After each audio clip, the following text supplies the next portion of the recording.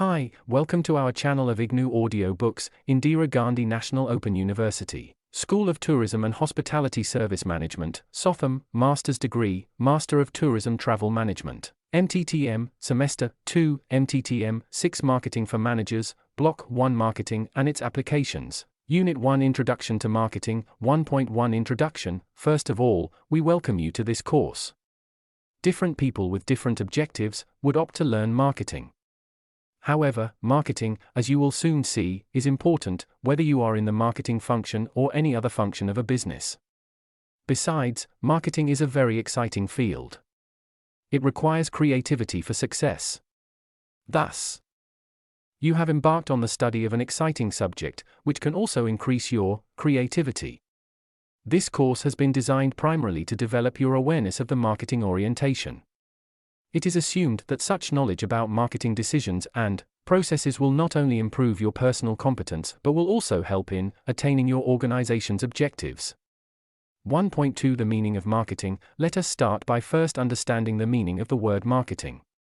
Thereafter, we will offer you some definitions and develop the theme further. Let us raise the following question. What do you understand by the word marketing? You may write your answer in the space provided. The objective of this question is to make you start thinking on your own. While answering the above question, have you thought that marketing and its applications, marketing is selling, or marketing is advertising, or marketing is promotion? If yes, then you are certainly on the right track. In USA, 300 college administrators were asked about the meaning of marketing. As many as 90% said that marketing was selling, advertising and/or public relations. It is no wonder that the Americans are bombarded with TV commercials, newspaper advertising, sales calls, etc. Even in our own country, when managers are asked this question, the majority of them give a similar reply. It is important to understand that marketing is much more than selling or advertising. Although these do form part of the marketing functions, the American Marketing Association defines marketing as follows. Marketing is the performance of business activities that directs the flow of goods and services from producer to consumer or user. Do you agree with the above definition? Give your comments. Identify at least 20 products and services that are being currently marketed in India. This definition is undoubtedly an improvement on describing marketing as selling, as it shows that marketing does encompass other activities besides selling. We can see that marketing, as per this definition, starts with a product. This is very common idea among many people, for example, in advertising agencies, as they normally are required to advertise to sell a product which already exists. Similarly, salesmen are also given products and asked to sell them. Therefore, to them, marketing often starts with a product, human needs and marketing concept. We would now like you to fill in what you think come before a product comes into existence in the box marked A in figure I. Also complete the box marked C with what you think should happen when the product or service has reached the consumer or user. Let us now analyze what could have been written in box A in figure I. For what comes before the product? You must remember that if you are an entrepreneur who wants to start a new business, you do not have a product. In fact, you will have to decide what product you should manufacture and sell. How do you decide this? The answer to this question helps you in filling up A. Please do so. The entrepreneur has first to decide what product he should select. This he can do only if he can identify the needs which require satisfaction among human beings. Once he has identified the need of a group of human beings, called market segment, he can determine the product which can help to satisfy that need. This is a part of the modern philosophy of marketing or the marketing concept. Philip Kotler, a well-known author in the area of marketing, defines marketing as a human activity directed at satisfying needs and wants through exchange processes. Thus, the most fundamental concept, which must be realized as being the basis of all marketing activities, is the existence of human needs. The human need is a state in which a person feels deprived of something. There are many human needs described in many ways. Briefly, these needs can be divided into two types. 1. Physiological needs, and 2. Psychological and sociological needs. The physiological needs consist of the need for food, clothing, shelter, and even sex. Similarly, there are social needs for belonging, affection and love from others. Of course, there are higher order psychological needs of self-actualization. It is important to understand that at any time some needs in a human being are dormant and unsatisfied, whereas others are active and are being satisfied. A marketing man may thus devise a product or service aimed at satisfying a certain dormant need and thus provide satisfaction to the user as shown in photographs. This is why a man is often described as a bundle of dormant wants. The need exists, but these have to be converted into wants by a marketing strategy. In a socially competitive society, people may have unlimited wants, but the ability to buy may be restricted on account of their economic background. They will, therefore, select from among those products which give satisfaction or are needed more. Thus, when they are backed by ability to buy, the wants are converted into demand for your product. Therefore, when people decide to satisfy their needs and wants, in terms of marketing activities, exchange takes place. This explains in detail the definition given by Kotler. However, does this completely define marketing? Let us analyze this still further. In Figure I, please fill in the box B if you have not already completed it. Perhaps you have written down items such as introducing product, selling, advertising, distribution, warehousing, transportation, etc. Similarly, in box C, have you listed items such as satisfied consumer revenues, surplus, profit, etc.? If yes, then we can develop a process-oriented definition of marketing as the process of ascertaining consumer needs, converting them into products or services, and then moving the product or service to the final consumer or user to satisfy certain needs and wants of specific consumer segment or segments, with emphasis on profitability, ensuring the optimum use of the resources available to the organization. In practice, often, separate departments with their own way of thinking perform the business functions, such as production, finance, and marketing. Production is often considered the more important function as compared to marketing. This practice is gradually losing ground, and it is being recognized that unless you can sell a product, you should not manufacture it. Production orientation evolved because often products were designed and developed by inventors who hoped that they would sell. However, if these products fail to satisfy some needs, they would never sell in the marketplace. Therefore, consumer-oriented thinking becomes necessary for any business to survive and grow.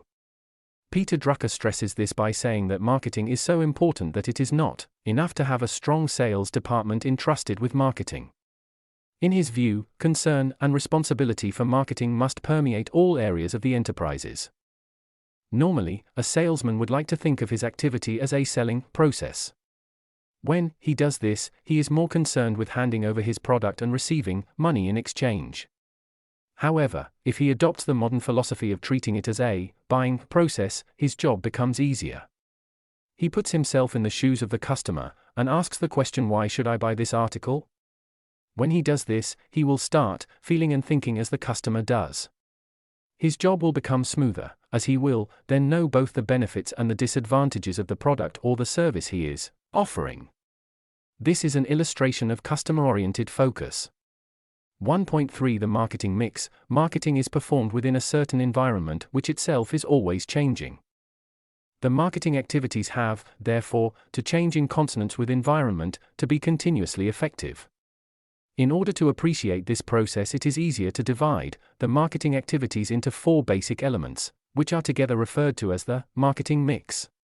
These 4 basic elements are I, 2, 3, 4, product, place, price, promotion, and place, or physical distribution.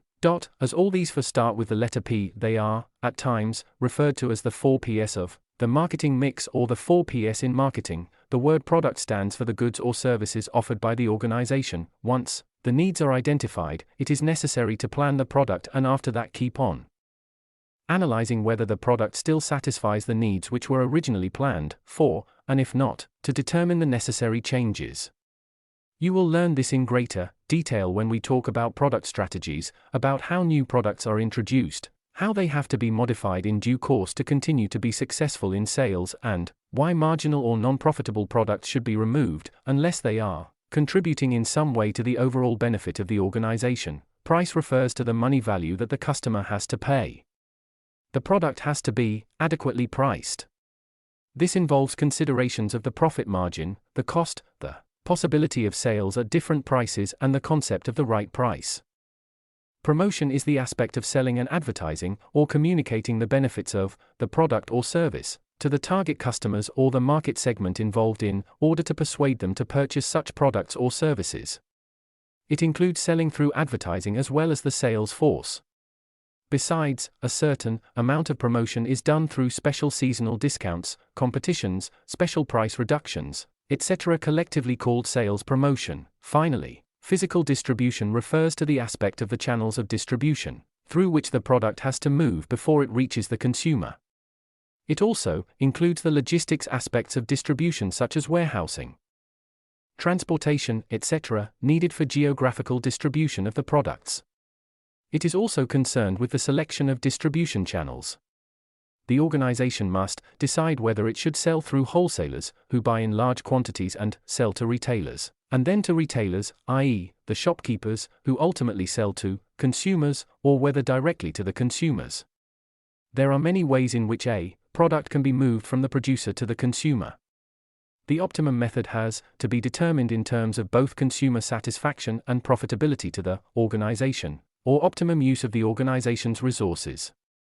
1 point for the marketing strategy: having now understood the importance of consumer orientation as well as the elements of the marketing mix, it should be remembered that the marketing strategy consists in directing a proper marketing mix towards a target group of customers or market segment.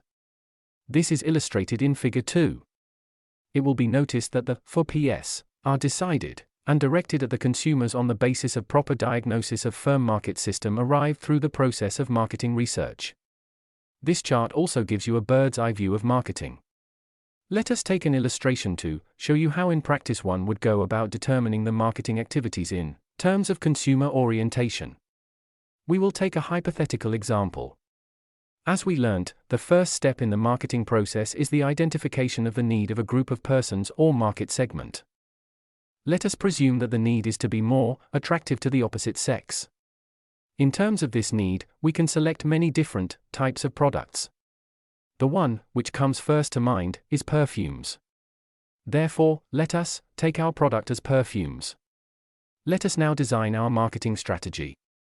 Market segmentation: you should now decide on the type of consumers for whom you wish to market perfumes.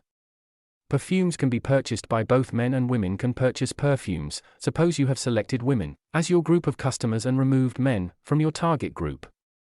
Assume that you have gone still further in defining your consumer target by deciding to aim only at the sophisticated group. But this is rather vague. We should define the word sophisticated. Our definition perhaps would give us 2 more characteristics: 1, the high-income group, and 2, in the urban areas. Let us presume that the circles given in Figure 3 represent these 3 types of groups. There are as many as 7 segments from which a selection has to be made. Segment number 1 relates to women only, segment number 3 to the high-income group only, and segment number 2 to a combination of these 2 and soon. Can you identify the segment at which we are aiming? The correct answer is number 5, as it is a combination of all these 3 groups. You can now see how the target has become very well defined. It is like shooting either with a shotgun or a rifle.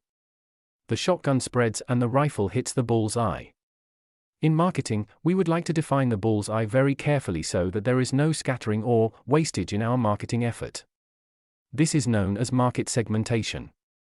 Product planning: now we need to go into details about the exact product. We have defined it as a perfume and that the perfume must be of high quality.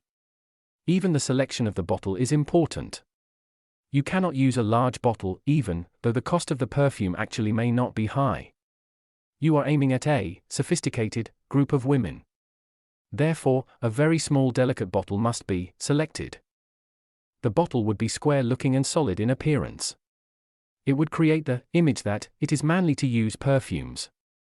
An attractive package obviously must be used with good color design and high-quality paper.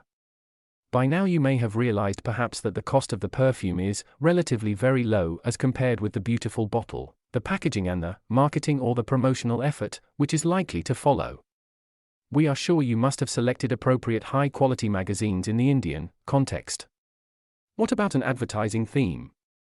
Perhaps you would show a woman passing by and the men swooning, or a group photograph where men are clustered around one particular woman who seems to have used our perfume.